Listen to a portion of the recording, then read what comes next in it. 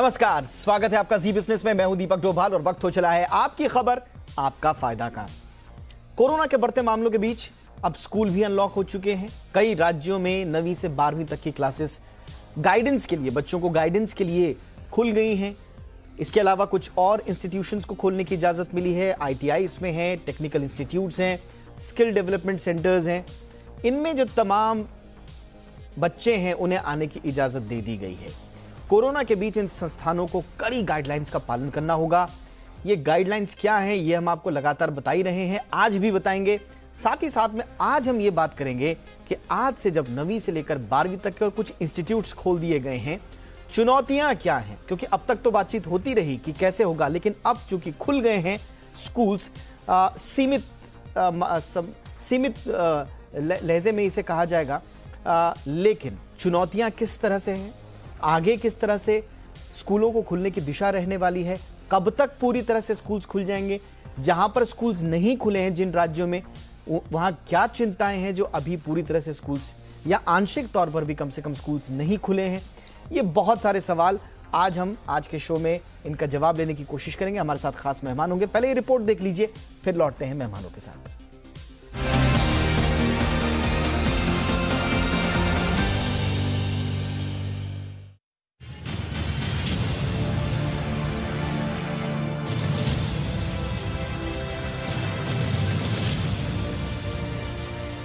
करीब 6 महीने के लंबे इंतजार के बाद देश में स्कूल खोल दिए गए हैं।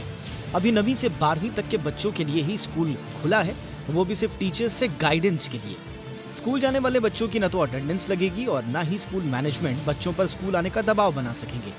बता दें कि बच्चे भी सिर्फ अपनी मर्जी से ही स्कूल नहीं जा सकेंगे, बल्कि उन्हें पेरेंट्स की लिखित परमिशन के बाद ही स्कूल में एंट्री मिलेगी। सभी बच्चों को सख्त SOPs का पालन करना होगा, सोशल डिस्टेंसिंग के नियम मानने होंगे, मास्क पहनना होगा, आपस में pen, copy, books, notes share करने की मनाही होगी। स्कूल को छात्र, टीचर्स और स्टाफ के आने से पहले पूरा कैंपस सैनिटाइज करना होगा। सिर्फ 50% टीचिंग और नॉन टीचिंग स्टाफ ही स्कूल आ सकेंगे। एंट्री गेट पर सबकी थर्मल स्क्रीनिंग और दूसरी जांच होगी। हर क्लास के लिए अलग अलग टाइम स्लॉट तय करना होगा। यहाँ ये बताना भी जरूरी है कि कंटेनमेंट जोन में रहने वाले स्टूडेंट्स, टीचर्स और स्टाफ के लिए एंट्री नहीं मिलेगी। साथ ही सिम्टोमेटिक और बीमार लोग स्कूल नहीं जा सकेंगे।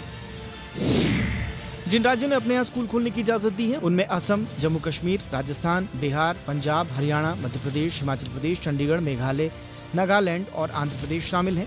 वहीं कोरोना के बढ़ते मामलों को देखते हुए जिन राज्यों ने अभी अपने स्कूलों को बंद रखा है उनमें दिल्ली, महाराष्ट्र, उत्तर प्रदेश, उत्तराखंड, झारखंड, गुजरात, पश्चिम बंगाल, केरल, कर्नाटक, गोवा सहित कई छोटे बड़े राज्य शामिल हैं।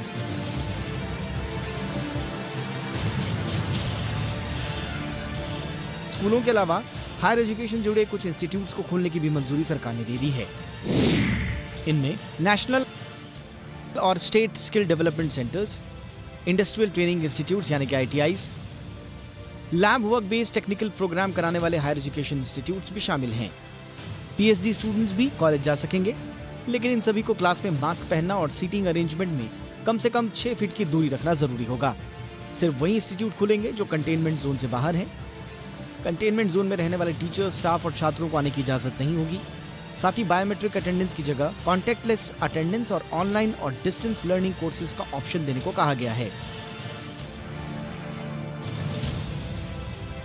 सरकार की गाइडलाइंस के मुताबिक हायर एजुकेशन इंस्टीट्यूट्स को ऐसा एकेडमिक कैलेंडर बनाने को कहा गया है जिसमें कम से कम भीड़ जुटे, जिससे कोरोना का खतरा कम से कम हो।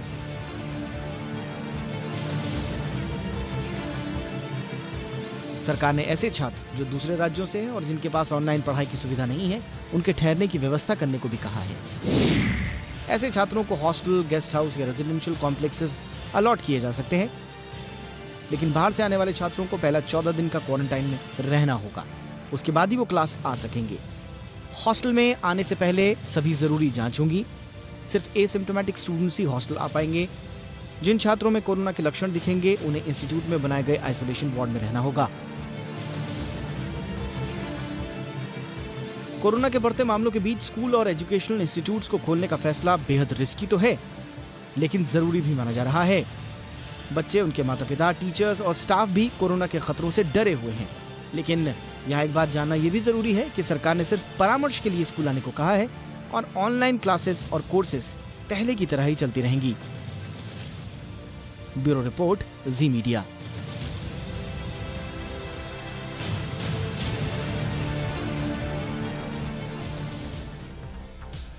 चलिए, तो इस बात पर सबकी नजरें थी कि आखिर कब स्कूल्स खुलेंगे, और आंशिक तौर पर ही सही आज से स्कूल्स के खुलने की शुरुआत हो गई है।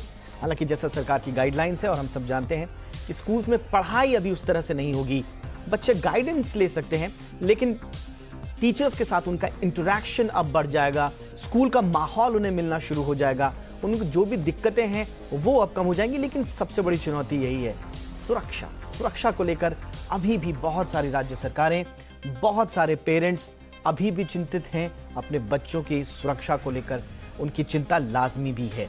ऐसे में अब आगे क्या होगा, आगे किस तरह के आसार दिखाई दे रहे हैं, क्या इस शुरुआत के बाद अब धीरे धीरे बाकी जगहों पर भी स्कूल्स खुलेंगे, क्या करना होगा, इन्हीं पर करेंगे आज चर्चा। और आज के जो मेहमान हैं उनका आपसे परिचय करा दें। हमारे साथ हैं डॉक्टर गुलरेज शेख, जो कि डायरेक्टर हैं बोसॉन इंटरनेशनल स्कूल के। बहुत बहुत स्वागत है गुलरेज शेख आपका। हमारे साथ हैं अपराजिता पी गौतम, जो कि प्रेसिडेंट हैं दिल्ली पेरेंट्स एसोसिएशन की। अपराजिता जी, बहुत बहुत स्वागत है आपका। और हमारे साथ हैं डॉक्टर मनोज कुमार, देश के जाने माने चिकित्सक हैं, स्वास्थ्य विशेषज्ञ हैं और कंसल्टेंट हैं मैक्स हेल्थ केयर में। डॉक्टर मनोज, बहुत बहुत स्वागत है सर आपका। अपराजिता जी, आपसे मैं शुरुआत करना चाहूंगा, क्योंकि दिल्ली में तो अभी स्कूल्स नहीं खुले हैं। सवाल सब यही पूछ रहे हैं कि जिन राज्यों ने अभी इजाजत दी है और जिन राज्यों ने नहीं दी है, कॉन्फिडेंस अभी क्यों नहीं आ रहा है पेरेंट्स को या स्कूल्स को? आपका भी मत क्या है? क्या राज्य सरकारों को फैसला अभी ले लेना चाहिए जहां पर नहीं खुले हैं?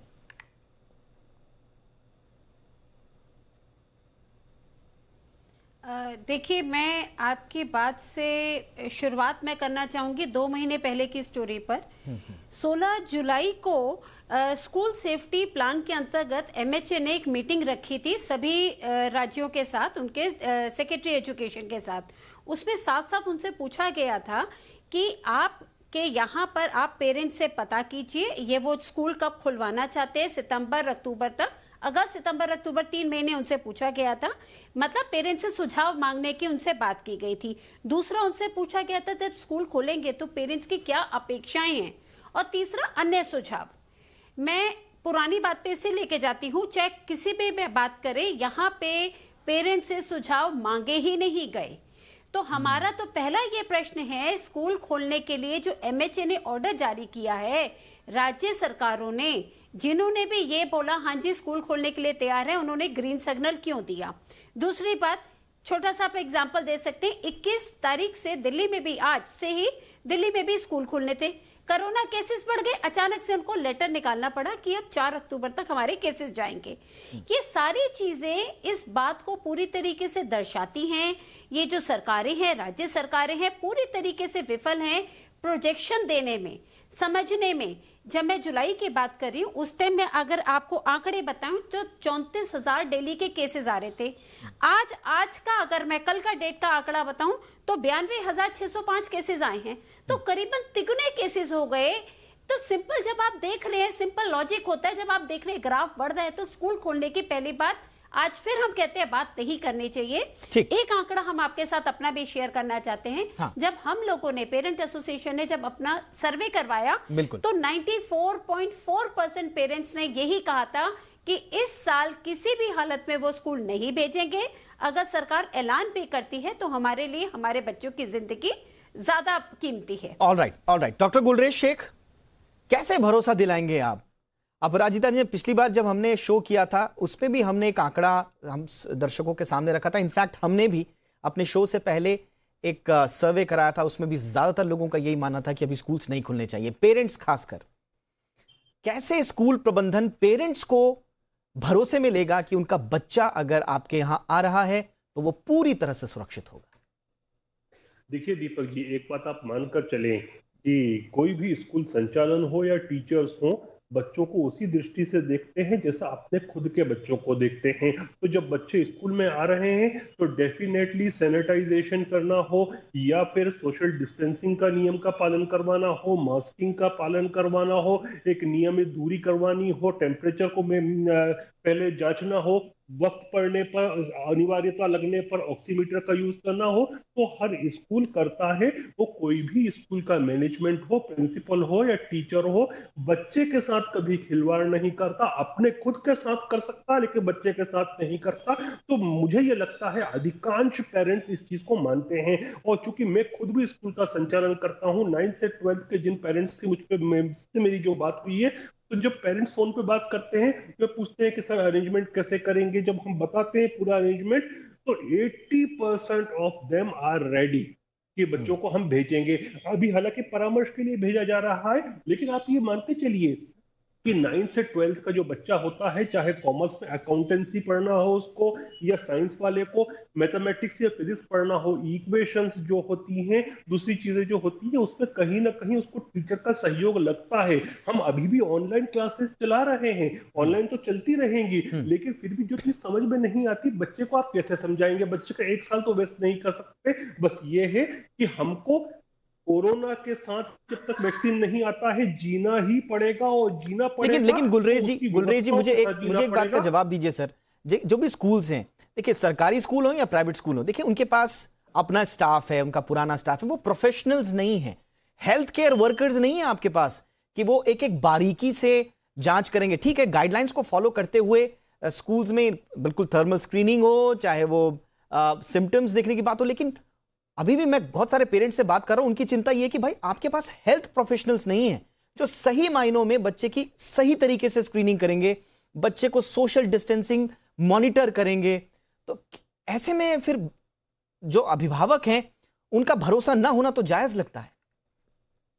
Sir, with due respect to everybody, एक चीज मैं कहूंगा, कम से कम सीबीएसई स्कूल्स के विषय में मैं कहूंगा, और मैं खुद एक मेडिकल प्रैक्टिशनर हूं, इसलिए भी ये कह सकता हूं कि हम लोगों के जो क्वालिफाइड टीचर्स होते हैं, देखिए सीबीएसई में हर साल ओएसिस में हमको दिखाना पड़ता है कि क्या क्वालिफिकेशन है।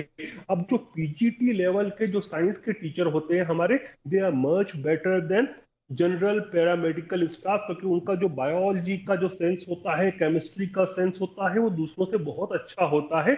और जो ये बेसिक चीजें हैं, मैं एज अ मेडिकल प्रैक्टिशनर भी बात कर रहा हूं आपसे, कि चाहे पल्स ऑक्सीमीटर का उपयोग करना हो, टेम्परेचर को मैनेज करना हो, टेम्परेचर जांचना हो, या फिर हाइजीन का केयर करना हो, ठीक, सोशल डिस्टेंसिंग करवाना हो, हमारे टीचर्स ज्यादा अच्छा समझ सकते हैं बनिस्बत नगर निगम के स्टाफ से भी। Alright sir, alright. मैं अब डॉक्टर मनोज के पास आऊंगा। डॉक्टर मनोज, आपने दोनों पक्ष सुने, अभी आपके नजर में फिलहाल ये जो शुरुआत हुई है आंशिक तौर पर स्कूल्स खोलने की, क्या ये सही और संतुलित और सधी हुई शुरुआत है, और आगे हम किस तरह से आगे बढ़ेंगे? जी, मैं इसका पूरा समर्थन करता हूं दीपक जी, क्योंकि देखिए 6 महीने हो गए हैं लॉकडाउन के, और ये 25 करोड़ बच्चों की ज़िंदगी का सवाल है। और क्लासरूम एजुकेशन डिसरप्शन का क्या प्रभाव पड़ेगा, ये तो लॉन्ग टर्म प्रभाव पड़ेगा। और जितने भी आपने अभी देखा होगा कि रिव्यू आर्टिकल्स आए हैं, एक रिव्यू आर्टिकल्स अभी रिसेंटली एक्टा पेडियाटिका में पब्लिश हुआ है, 45 पेपर्स को उन्होंने देखा है। तो बच्चों में जो इन्फेक्शन रेट है वो चाइना में 0.9% थी, 1.2% फ्रांस में, इटली में थी, और करीब करीब 5% यूएस में है। हमारे यहाँ कोई वैलिड डेटा अभी तक नहीं है, बट हम भी अंदाज करते हैं कि 5% से ज़्यादा बच्चे अफेक्टेड नहीं हुए हैं कोविड-19 में हमारे कंट्री में।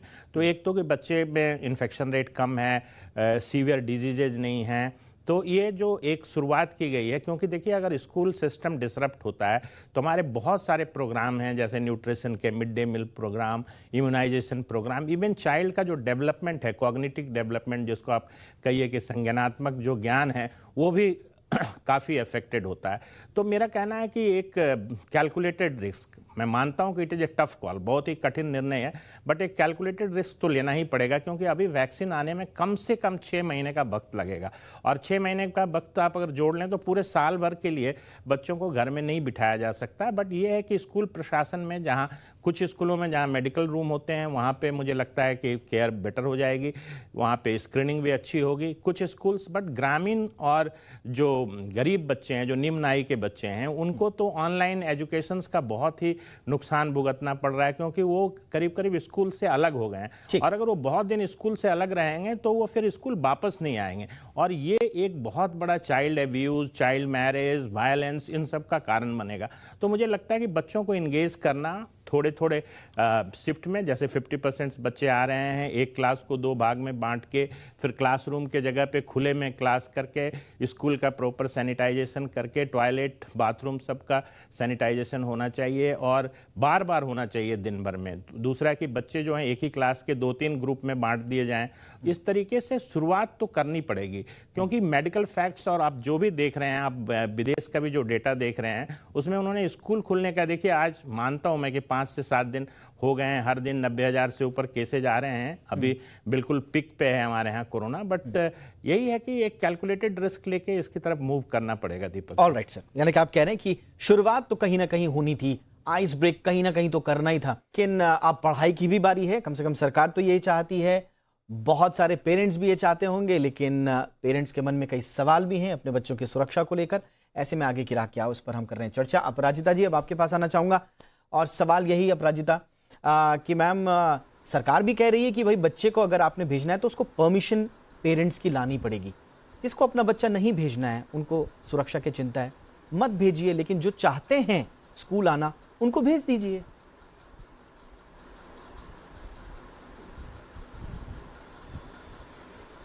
इसमें मैं डॉक्टर साहब की बात को कंटिन्यू करना चाहूंगी। अभी डॉक्टर साहब ने कुछ आंकड़ों का जिक्र किया, तो यहाँ सबसे पहला मेरा प्रश्न ये है, जब भी ये आंकड़े देखे गए, क्या वहां देखा गया कि बच्चे भी उस नॉर्मल लाइफ को जी रहे हैं अपने पेरेंट्स के साथ?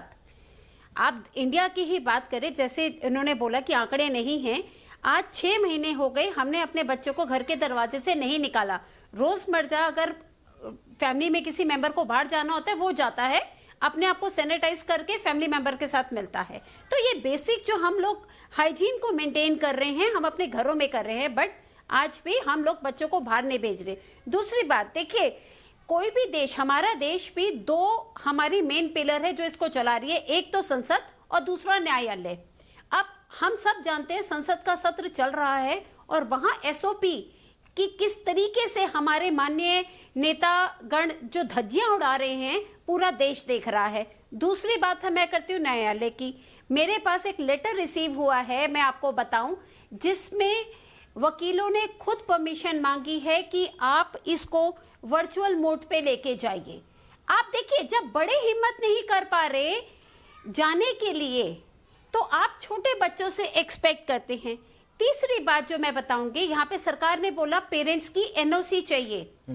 क्या किसी ने ये देखने की कोशिश की पेरेंट्स की क्यों एनओसी चाहिए? सारी जिम्मेवारी आप पेरेंट्स पे डाल रहे हैं, क्योंकि हमारे पास स्कूल के लेटर्स प्राप्त हुए हैं जो उन्होंने पेरेंट्स से एनओसी मांगी है। अब एनओसी में क्या मांगा है कि मैं अपने बच्चे को मास्क वगैरह दूंगा, बच्चे को कुछ हो जाता है तो स्कूल की जिम्मेवारी नहीं है। भाई क्यों नहीं है जिम्मेवारी? मेरा बच्चा अगर मैं सही सलामत भेज रहा हूं स्कूल में, और स्कूल में अगर वो कहते हैं उन्होंने एसओपी को फॉलो किया है, तो वायरस कहां से आया? ये जिम्मेवारी तो स्कूल को लेनी चाहिए, स्कूल प्रशासन को लेनी चाहिए। दिक्कत की बात ये है, बच्चों की जिम्मेवारी तो कोई नहीं लेना चाहता, this is very valid point, जिम्मेवारी भी पेरेंट्स ये पे लॉजिकल डाल रहे पॉइंट हैं। है। और ऊपर से सरकार हो चाहे प्रशासन। गुलरेज शेख, जैसा पेरेंट्स को कहा जा रहा है कि आप रिस्पॉन्सिबिलिटी लीजिए, एनओसी लिख के दीजिए, अपराजिता तो ठीक कह रही हैं कि इस तरह से तो आपने पेरेंट्स के ऊपर सारा चीज डाल दिया। क्या आप लोग भी कुछ लिखित में स्कूल प्रशासन या जिम्मेदारी लेंगे? अगर बच्चे को कोई इन्फेक्शन हो जाता है तो स्कूल की क्या भूमिका होगी? देखिए, जिला एडमिनिस्ट्रेशन, डिस्ट्रिक्ट एडमिनिस्ट्रेशन हर जगह स्कूलों की चेकिंग कर रहा है कि स्कूलों में एसओपीज का पालन किया गया है कि नहीं। अब जो प्रश्न उठता है कि एनओसी क्यों मांगी जा रही है, जिस प्रकार आप किसी, इवन में उस स्तर तक जाके बात करूंगा कि आप किसी कंट्री में एक माइनर को लेकर जाते हैं तो सारी चीजें आपकी जिम्मेदारी रहती है, because the candidate is minor. तो माइनर के लिए तो हमेशा आपको एनओसी लगेगी, और वही सरकार ने आदेश दिया है, गलत नहीं दिया है, क्योंकि बच्चा जो है वो बिलो 18 है, तो आपको हर चीज के लिए, इवन हम पिकनिक भी ले जाते हैं बच्चों को, हम कहीं पर एजुकेशन ट्रिप पर भी ले जाते हैं, तब भी एनओसी करवाते हैं, हम कहीं एडवेंचर करवाने ले जाते हैं, तब भी उनसे एनओसी करवाते हैं। तो फिर एनओसी हर जगह इसीलिए करवाई जाती है क्योंकि बच्चा माइनर है, अगर बच्चा मेजर होगा नहीं सर, सीधा गुलरेज साहब, सीधा सवाल यह है अपराजिता का कि स्कूल की भूमिका की वो लकीर हम कैसे खींचेंगे? स्कूल कितना रिस्पॉन्सिबल होंगे अगर कोई ऐसी प्रॉब्लम? मैं आपका पॉइंट समझ रहा हूँ। यदि स्कूल एसओपीज का पालन नहीं कर रहे हैं और ये प्रूव होता है कि स्कूल ने एसओपीज का पालन नहीं किया, तो फिर स्कूल रिस्पॉन्सिबल है। डेफिनेटली जिला प्रशासन भी और डिस्ट्रिक्ट एजुकेशन ऑफिसर भी उनको हेल्ड करेगा उस चीज के लिए। लेकिन अगर एसओपीज का पालन हुआ है, ठीक है, अभी अपराजिता जी भी कुछ कहना चाह रही है। अपराजिता जी, हाँ नहीं आप ठीक है गुलरेज जी, मैं अपराजिता के पास चलता हूँ। अपराजिता जी, हाँ मैं यहाँ पर इनको मैं यहाँ पे सर को काटना चाहूंगी। सर जिस एसओपी का वर्ड यूज कर रहे हैं ये बहुत भारी भरकम शब्द है, ध्यान दीजिएगा। रायन केस ने साफ साफ ये बताया था, जो अभी सर ने बोला कि एसओपी के लिए हम लोग एनओसी मांग रहे हैं। आपको बता दें रायन केस में भी साफ साफ बाद में आ गया था कि बच्चा घर से बाहर गया, स्कूल के लिए निकला, वहां से स्कूल की जिम्मेवारी शुरू हो गई है। जब तक बच्चा सही सलामत घर नहीं पहुंचता जिम्मेवारी स्कूल की रहेगी। ये सिर्फ अपनी जिम्मेवारी ये कह के नहीं करके कि जी मैंने तो पेरेंट्स से लिखवा लिया, अब बच्चा चाहे कुछ भी हो जाए। ठीक है गुलरेज फटाफट से छोटा सा रिएक्शन मुझे डॉक्टर मनोज के बाद जिम्मेवारियां होती हैं, स्कूल उसको वॉलेट करते हैं। और मैम की कुछ बातें सही हैं। यदि स्कूल ट्रांसपोर्ट देता है तो घर से जो ट्रांसपोर्ट है उस ट्रांसपोर्ट में भी पूरे एसओपीज का, सोशल डिस्टेंसिंग का और डिसइंफेक्शन का पालन हो, ये तो स्कूल की जिम्मेदारी है। और अगर इस ट्रांसपोर्ट नहीं देता है तो फिर पेरेंट्स की बाहर उसको लेकर आने की या ले जाने की जिम्मेदारी है। जहां तक स्कूल का विषय है, आप मुझे एक बात बताएं कि कोई व्यक्ति, मैं एज ए डॉक्टर बात कर रहा हूँ, दूसरे डॉक्टर साहब भी बैठे हैं, कि हम किसी पेशेंट की सर्जरी करते हैं, ऑपरेशन थिएटर में ले जाते हैं, पूरे एसओपीज का पालन करते हैं, तो बस जो अगर एसओपीज का हम पालन नहीं करें तो हमारी जिम्मेदारी है। लेकिन ये भी हो सकता है कि पेरेंट्स बाहर गए और पेरेंट्स की वजह से बच्चा इन्फेक्ट हुआ, इसका आप कैसे कॉस्ट टेली करेंगे? अब देखिए ये तो बड़ी थिन लाइन है। मैडम के हस्बैंड भी जो हैं, ऑलराइट डॉक्टर मनोज,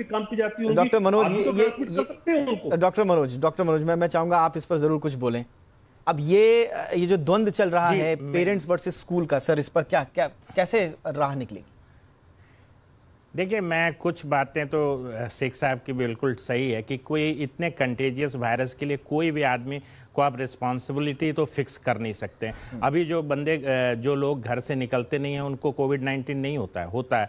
कैसे सोर्स है, कब ट्रांसमिट हो जाता है, किसी ऑब्जेक्ट से होता है, एक ड्रॉपलेट इन्फेक्शन है। किसी ऑर्गेनाइजेशन को ये कहना कि आप ये कह दीजिए कि यहाँ आने के बाद इस बच्चे को कोविड-19 नहीं होगा, ये तो मैं समझता हूँ बिल्कुल ही जायज़ नहीं है। बट जो चीज़ें फॉलो करनी है, जैसे एसओपी की जो बात है, सैनिटाइजेशन की, सोशल डिस्टेंसिंग की, मास्किंग की, और जो भी हैंड सैनिटाइजेशन का जो है हैंड हाइजीन और रेस्पिरेटरी हाइजीन, वो मेंटेन कराना स्कूल का ड्यूटी बनता है। और स्कूल में अगर आप बुलाते हैं तो आपके पास ये व्यवस्था समुचित मात्रा में हाथ धोने के लिए साबुन, पानी, हर जगह इंतजाम होना चाहिए। दूसरी बात जो अपराजिता, जिससे मैं असहमति प्रकट करूंगा कि बच्चे घर से निकल नहीं रहे हैं, ऐसी बात नहीं। आप हर जगह जाके देखें, हर सोसाइटीज़ में बच्चे खेल रहे हैं, दौड़ रहे हैं, भाग रहे हैं। ऐसा नहीं है कि वो 6 महीने से घर में बंद हैं। तो उनको स्कूल जाने में क्या क्या और उनको हम हेल्प कर सकते हैं। देखिए अभी भी हमें कंटैक्ट ट्रेसिंग, टेस्टिंग और आइसोलेशन पे ही हम ध्यान दे रहे हैं, क्योंकि कुछ भी हो, जो भी हो, वैक्सीन आपके 6 महीने से पहले नहीं आने वाली है। जो सबसे फ्रंट रनर वैक्सीन है एस्ट्राजेनेका की या मॉडर्ना की, उसको भी 6 महीने लगेगा फेज 3 ट्रायल कंप्लीट करके, क्योंकि इन विट्रो लैबोरेटरी में एंटीबॉडी बनना और फिर आम आदमी में एंटीबॉडी बनना और उसका प्रोटेक्टिव रोल देना, ये चीज़ देखने के लिए समय लगेगा। तो हम इस तरीके से इनडिफिनिट स्कूल को बंद नहीं रख सकते हैं। तो हमें किसी न किसी तरीके से कुछ न कुछ व्यवस्था बनाते हुए स्कूलों को खोलना पड़ेगा, स्टेप वाइज खोलना पड़ेगा। थोड़ी पहले 1/3 बच्चे आए, अभी इन्होंने जैसे कहा है कि अभी सिर्फ आप आ रहे हैं, कॉन्फिडेंस बिल्डिंग मेजर्स हो रहा है स्कूल में कि बच्चे टीचर से मिलेंगे, उनसे कुछ अपना प्रॉब्लम डिस्कस करेंगे। जितनी संख्या कितनी निश्चित करनी है वो स्कूल के प्रशासन को देखना है, और कैसे सोशल डिस्टेंसिंग, मास्किंग और सैनिटाइजेशन को रखना है ये स्कूल के प्रशासन को देखना है। बिल्कुल, सिचुएशन बड़ी विचित्र सी है। थोड़ा सा स्टेप जो हैं, थोड़े से कदम पेरेंट्स को भी उठाने हैं और जिम्मेदारी अब स्कूल प्रशासन और सरकार को भी लेनी है। मुझे लगता है जब तक इन दोनों में संतुलन नहीं बनेगा तब तक एक लॉन्ग टर्म स्ट्रैटेजी हम स्कूल्स रीओपनिंग को लेकर नहीं देख पाएंगे। ये द्वंद्व चलता रहेगा, पेरेंट्स वर्सेस स्कूल का जो प्रशासन है। हम उम्मीद करते हैं कि इस पूरे बहस में, इस पूरे विमर्श में बच्चों का भविष्य सुरक्षित रहे और उनके भविष्य के साथ साथ उनका स्वास्थ्य भी सुरक्षित रहे। और कोरोना से हम जंग जीतें। इसी के साथ आज आप तीनों का बहुत बहुत शुक्रिया। Doctor Gulrez Sheikh, thank you so much वक्त निकाला। Aparajita ji, thank you so much, आपने वक्त निकाला। डॉक्टर मनोज, आपका भी बहुत बहुत शुक्रिया एक बार फिर हमारे साथ जुड़ने के लिए। तो आज के शो में इतना ही, इजाजत दें, देखते रहिए जी बिजनेस, अपना ख्याल रखें, नमस्कार।